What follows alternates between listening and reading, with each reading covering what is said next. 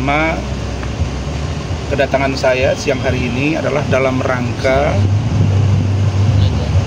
memenuhi janji dan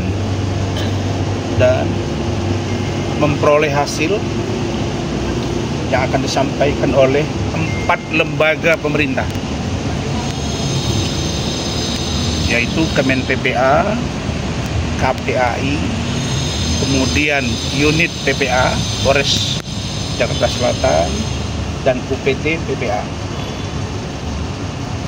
terkait dengan posisi Laura Mezani Hasbi, apakah masih akan ditempatkan di safe house atau tidak. Dan itu adalah janji Ibu Kanib, kemudian Ibu PPA kepada saya tadi pagi sekitar pukul 6.00 WIB. Jadi saya memang harus pulang karena saya belum tidur tadi malam sampai jam 6, dan saya tidak terbiasa begadang dan istri, dan ada kerjaan yang harus dibereskan juga, termasuk juga untuk menyelesaikan urusan lobby.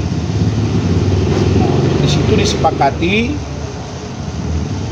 Pak Rasman silakan boleh pulang, tapi nanti siang datang lagi.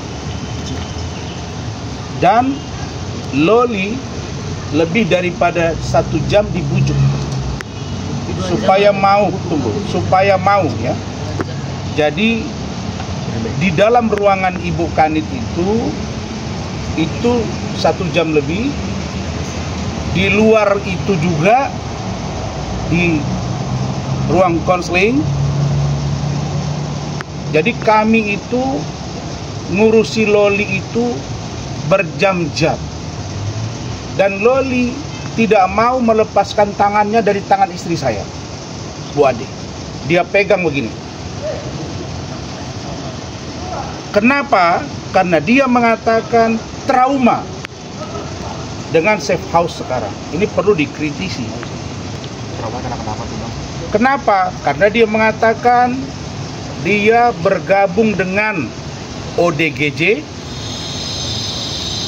dia bergabung dengan pengidap HIV, bahkan Open BO. Itu dia sampaikan. Dan tidak sekalipun Nikita Mirzani menemui dia. Jadi kalau ada cerita di sini mengatakan bahwa Nikita sudah bertemu dia, bohong.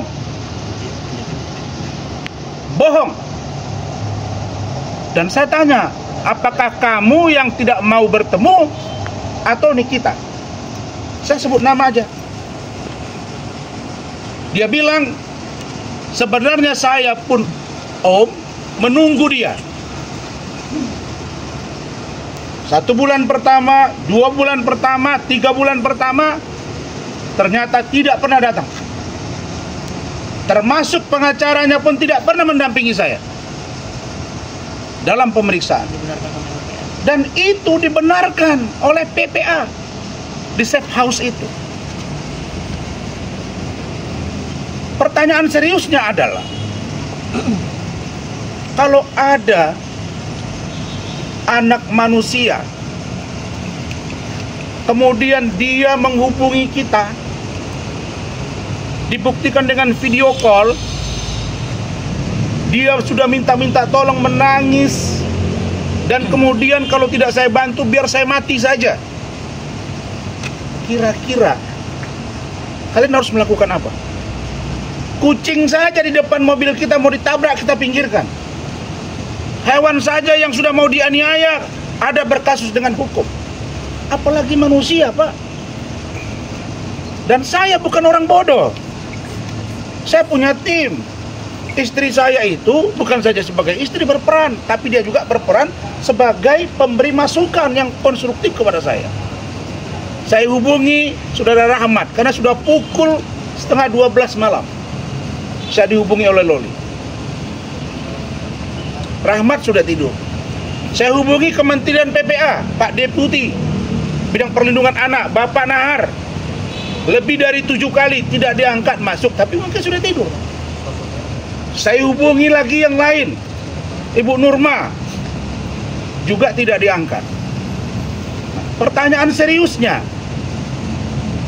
saya biarkan anak ini terlantar atau dia akan bunuh diri atau saya selamatkan. Dan dia bilang tidak pegang duit 1 rupiah pun, dan dia belum makan. Maka saya dengan cepat diskusi dengan tim dan keluarga, maksud saya, oke, kamu dengan siapa? Nah, ini yang saya mau luruskan, NM. Yang di otakmu itu udah duluan saya lalui gitu.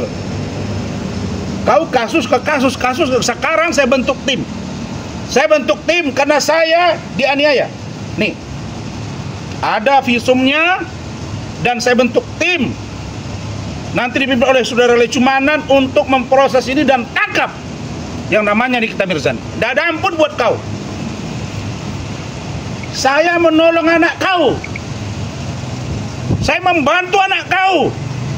Anak kau diurus negara. Kau tidak urus.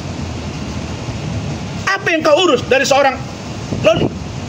Dan kalau saya mau buka kepada kalian bagaimana penderitaan Loli selama memiliki ibu seorang Nikita Mirzani, mungkin akan lain ceritanya.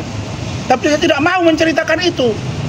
Semua percakapan saya via Zoom, via video call, itu direkam oleh istri saya. Orang yang membawa dia itu adalah seorang sopir ojek, Maxim. Juga saya minta, Pak, tunggu di situ, jangan kemana-mana. Karena dia sudah berada di depan kantor saya. Saya bilang, kamu jangan. Saya nggak mau nanti ini jadi lain cerita. Saya minta kamu di depan kantor saya ada Hotel Horizon. Silakan kamu ke situ. Karena di situ ada lobi, ada manusia, dan ada CCTV. Oke Om, saya tunggu. Bagaimana dengan Gojeknya? Jangan Bapak pergi, nanti saya ganti duitnya. Kami datang, ini ada Bu Ida. Bu Ita ini Bu Umi. Ya Bu Umi ya. Kemudian ada Bu Ita, ada Pak Sarmo, driver saya, ada ini, mana, Rizky, ajudan saya. Kita pergi. Begitu sampai, dia berdiri di depan, dengan keadaan kusut, saya suruh masuk ke dalam. Dan orang hotel tahu kalau itu adalah Loli. Masuk di dalam, saya duduk, kita siapkan minuman, kita ngobrol. Semua kita rekam. Dia menangis, dan tidak ada pilihan, selamatkan saya Om. Kenapa kamu cari saya? Saya bilang. Saya yakin Om bisa bantu saya. Tanya dia nanti. Terus, kenapa kamu tahu kantor saya? Om, memang saya nggak dikasih handphone, tapi saya punya TV yang bisa dilihat YouTube-nya. Smart TV. Saya lihat kantor Om di Rasionopis Park. Saya 3 bulan ada di safe house, kemudian 2 bulan terakhir ini di tempat yang lain. Migran saya kumat, saya udah panik, saya depresi, saya lari. Saya ingat kantor Om. Kemudian dari mana kamu dapat nomor telepon saya? Dia bilang kan ada di situ, di situ pelang nama Om di depan kantor itu. Oh iya benar juga, benar. Terus ya udah saya minta tolong sama bapak ini. Nah saya bilang, Bapak, betul Bapak bawa dia? Betul Pak. Mana nama Bapak? Ini KTP-nya, ada. KTP-nya sudah kita foto, Bapak itu sudah kita video, dan siap bersaksi bahwa dia memang membawa Loli ke kantor saya. Clear ya? Jadi nggak usah dibilang bahwa saya ada mendesain apapun. Apa yang mau saya culik? Kamu nggak usah mutar balikan fakta. Hah? Anakmu melawan kepada kau, kalau saya dengar ceritanya, jangankan dia, orang lain pun barangkali akan lebih marah kalau memiliki ibu seperti itu. Itu poin 1.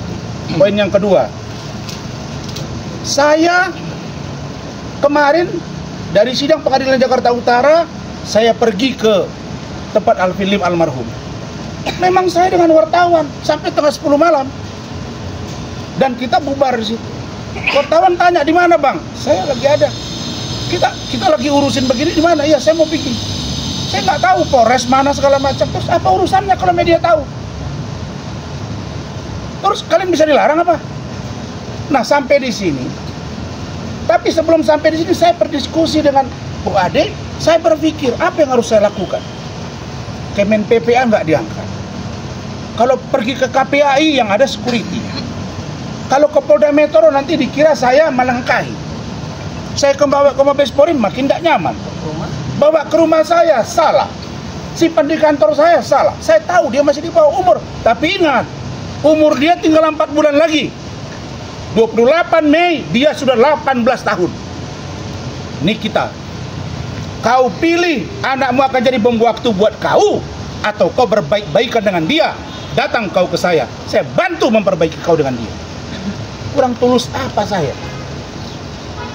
Sesampainya di sini, wartawan mewawancara, saya nggak ngomong, hanya diam, saya kasih sedikit pengertian aja. Saya sampai ke belakang, saya duduk ngobrol, wartawan datang, tiba-tiba dia nongol, dia marah-marah di luar. Kita lagi konseling, wartawan dimaki-maki, kita dimaki-maki. Saya tanya ada apa? Loh, saya didorong, istri saya dipukul. Kok dia bilang pula kami menganiaya dia? Kalau saya mengeroyok dia, selesai dia. Saya menunggu laki-laki, bukan perempuan, makanya saya diam. Ada videonya, ada semua CCTV kok. Dan saya tidak melakukan perlawanan karena saya merasa tidak mungkin saya dipukuli dia. Saya melerai dia karena menghina istri saya. Dan kami udah capek dihina, dia pukullah saya, maka berdarah. Dan itu di depan Ibu Kanit. Dan itu di depan penyidik. Dan itu di depan wartawan. Dan ada rekamannya lengkap. Saya buat LP, buat visum. Selesai. Nggak ada pilihan. Pak Kapolres, Pak Ade Rahmat, dan Pak Kasareskrim. Tadi malam beliau juga datang dan tidak tidur bersama saya. Ibu Kanit, Kasareskrim yang baru, lihat, bang, udah bang.